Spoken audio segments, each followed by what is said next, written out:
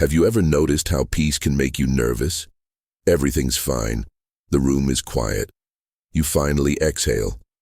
And then, without any clear reason, you pick a fight with someone you love. You send the risky text. You open an old wound. You check your work email on a Sunday night just to stir the waters. It's almost like a part of you doesn't trust calm. It needs a problem. It needs a fire. And if there isn't one, it lights the match. Maybe it looks smaller in your life. You're having a good week, so you binge late into the night and wake up foggy. You were eating well, then you forget lunch and end the day overcompensating. You get a compliment, then you joke it away. You feel the warmth of being seen, and you shrink, or you sabotage, or you disappear. Does that sound familiar? Why do we wreck the moments we longed for? Why does the hand that reaches for joy also tug the rug? Carl Jung would say, it's not madness, it's mathematics. The psyche seeks balance. When the conscious side of you becomes one-sided, too controlled, too bright, too perfect, your unconscious moves to compensate. It calls in the shadow, not the villain from fairy tales, the forgotten, unlived, and unspoken rest of you. The shadow carries your disowned feelings, your unmet needs, your passions that didn't fit your persona, the mask you wear to be good, competent, acceptable. When life looks smooth and your persona shines, the shadow taps the mic. If you don't hand it a voice, it will take your steering wheel. So what looks like self-destruction is often self-protection, clumsy, loud, and desperate. Jung called these charged bundles of memory and emotion complexes. They aren't evil spirits. They're living knots in your story, woven from moments you couldn't digest at the time. A shame complex might strike when you receive praise. A trust complex might wake when intimacy approaches. A success complex might whisper when opportunity knocks. The complex floods your system, disconnects you from the present, and suddenly you're not responding, you're reenacting. Here's the trick. Your sabotage is often the part of you that wasn't invited to the party. It crashes because the door was locked.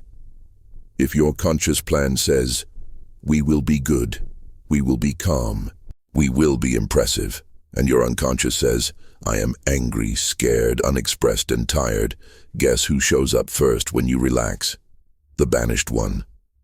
The moment safety arrives, that part finally feels safe enough to speak, and it speaks in the only language it learned: chaos, control, shutdown, or flight.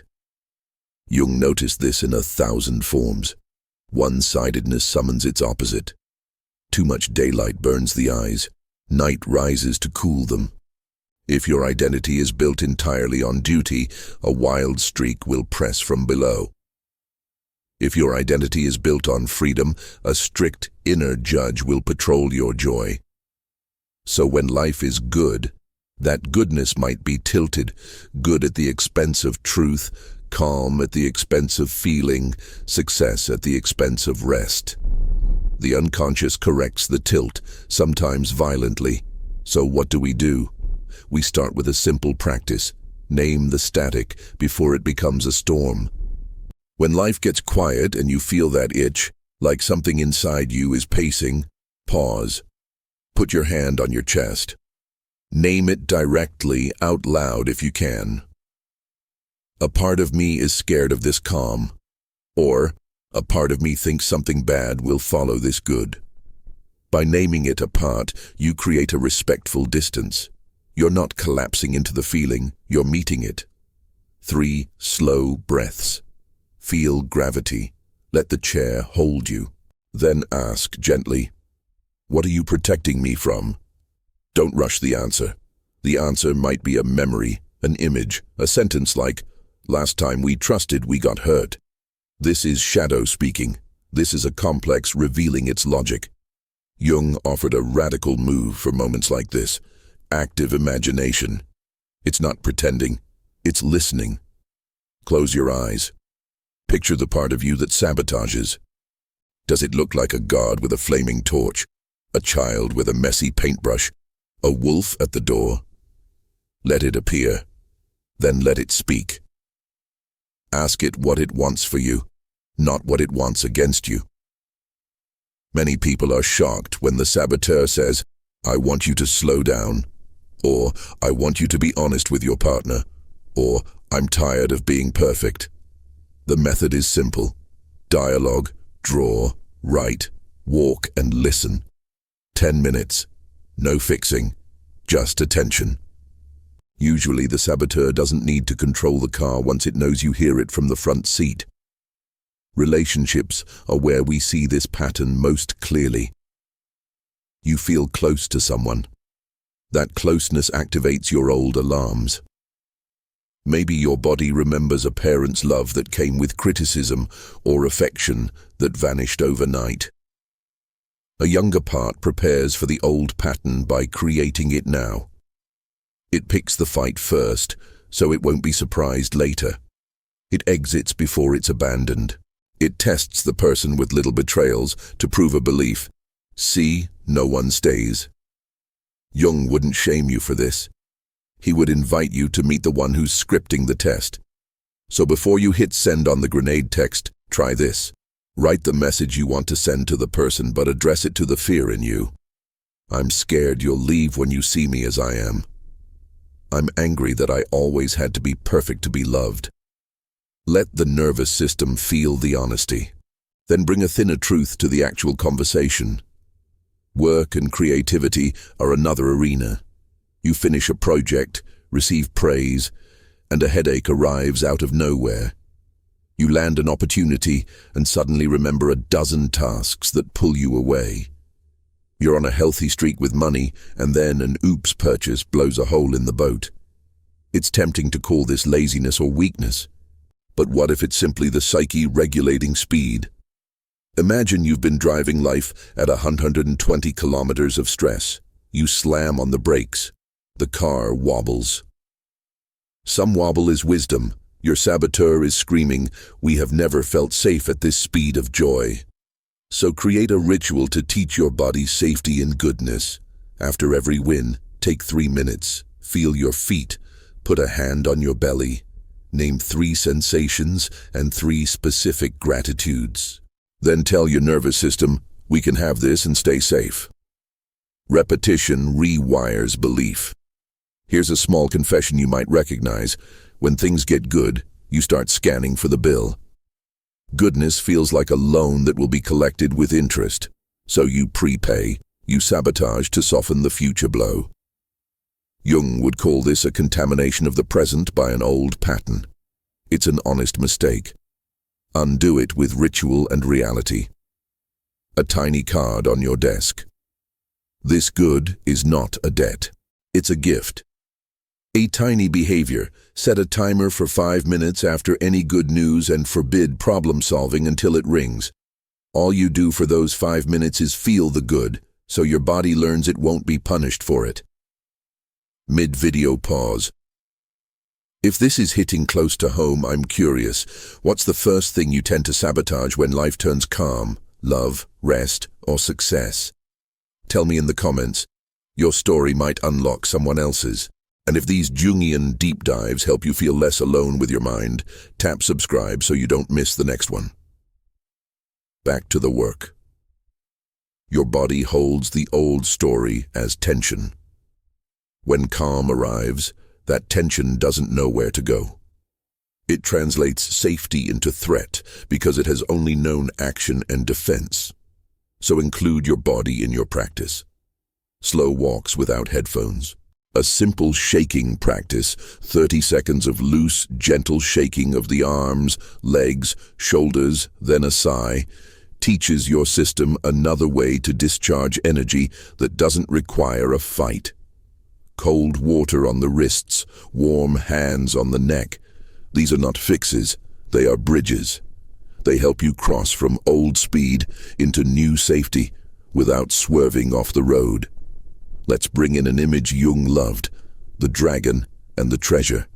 The dragon is the guardian of something precious, the part of you that protects what matters. If you try to kill it, it grows 2 heads. If you befriend it, it shows you the path. Your sabotage is this dragon. It blocks the bridge to good things because long ago the bridge collapsed. Train the dragon. Give it a task. Guard the boundary where I used to overwork, not the place where I receive love. Invite it to blow fire at your calendar. Burn away the tasks that are performance for performance's sake. Invite it to curl around your rest instead of attacking it. Imagination isn't childish here. It's the language of the unconscious. When you move images, you move energy. Now about that inner critic. Some of us sabotage by becoming cruel to ourselves the moment joy enters. The critic says, "Don't get excited. This won't last." Or, "Who do you think you are?" Jung would ask, "Whose voice is that?" Where did you learn that defense? Often it's a mosaic of caregivers, culture, and your own fear of being visible. Try this. Personify the critic as a strict teacher who was hired to help you pass a hard exam long ago. Thank them, then reduce their hours. You may review the work on Fridays at 4 p.m. for 10 minutes with a kind tone. Outside of that, you're off duty. It sounds silly. It works. Boundaries for the inner world are as holy as boundaries in the outer world. Some patterns are old as childhood. If love used to mean tension, you might stir tension when love arrives. If calm used to mean something bad is coming, calm becomes the bad thing. Jung would invite you to bring memory into the light without drowning in it. A safe way. Write a letter to your younger self who survived that pattern. Tell them what you are doing differently now. We don't have to pick fights to prove we exist. We can speak. We can rest. Put the letter somewhere tangible, wallet, mirror, a drawer you open daily. The adult self written down becomes an anchor the panicked part can hold. There's a paradox you'll notice as you practice. When you give your sabotage a small, honest outlet, the big explosions slow down. Create a sacred mischief channel for your energy. Instead of wrecking your sleep, dance to one loud song in the kitchen. Instead of blowing up your relationship, ask for a spicy conversation about something real that matters. Instead of blowing your budget, allocate a small intentional sum each month for surprise joy. The unconscious respects ritual. If you give it a bowl, it stops flooding the house. Let's talk about nights. Many people sabotage good days with late-night chaos. You earned the rest, then you scroll into a morning you hate. If this is you, build a tiny nocturnal altar to safety. 10 minutes before bed, put your phone in a different room. Place a glass of water and a book by your pillow. Whisper a sentence. Nothing urgent happens in the next 8 hours. It won't feel true at first. Your nervous system learned a different story. Say it anyway. Teach your body that joy tomorrow is protected by rest tonight. If dreams come, Jung would insist they will. Jot 3 words about them when you wake. Dreams are the night mail. They'll tell you what the saboteur is guarding and what it wants you to grow. Community matters. Self-sabotage loves isolation. It thrives in secrecy and shame. Find one person you trust and try a new sentence this week. When things are good, I feel an urge to ruin it. Notice their face soften. Shame evaporates in the warm air of understanding. If you don't have that person yet, lend the sentence to yourself in the mirror. It's not theatrical, it's alignment. And if your story is heavy or your patterns are dangerous, take Jung's advice in spirit and find a wise companion, a therapist trained to walk with you through the shadow without collapsing into it. Self-trust is built on small, kept promises. If your sabotage expects you to break your word, surprise it. Choose a tiny, boring promise. I will step outside for 1 minute at 3 p.m. Or, I will place my phone on the shelf when I enter the bedroom. Keep it for 7 days. When you break it, and you might, don't declare failure. Declare repair. I keep promises even late. The saboteur softens when it sees you are an adult who can repair, not a child who must be perfect. One more image. Picture a lighthouse on a dark coast. Waves slam the rocks. The light doesn't argue with the wave, it turns patiently again and again. Your job is not to flatten the sea, your job is to keep turning the light. Calm will still make you nervous sometimes. Goodness will still feel like a debt. You will still catch your hand reaching for the match, but now you know whose hand it is. You can say gently, "We don't need a fire tonight. Come sit by the hearth." And if the fire starts anyway, you know how to carry water without drowning in it. This is Jung's quiet revolution. Nothing inside you is an enemy if you learn its language. The shadow is a messenger. Complexes are petitions. Sabotage is a protest sign, crude but clear. Please listen to the rest of me. When life is good, let it be good. And let the rest of you arrive too, not by force, by welcome. So the next time you feel the itch to ruin what's finally soft and bright, pause, name the part, offer it a seat, ask its wisdom, give it a ritual, share the truth with someone safe, keep one small promise, and watch what happens, not overnight, not perfectly, but steadily. The dragon curls closer, the lighthouse turns, and peace becomes something your body remembers how to keep. I'll leave you with this. You are not bad for struggling with joy. You are human. Your psyche is trying to include more of you than your mask allows. That's not sabotage. That's the beginning of wholeness. And if you listen, gently and consistently, that restless part will stop breaking your good and start guarding it.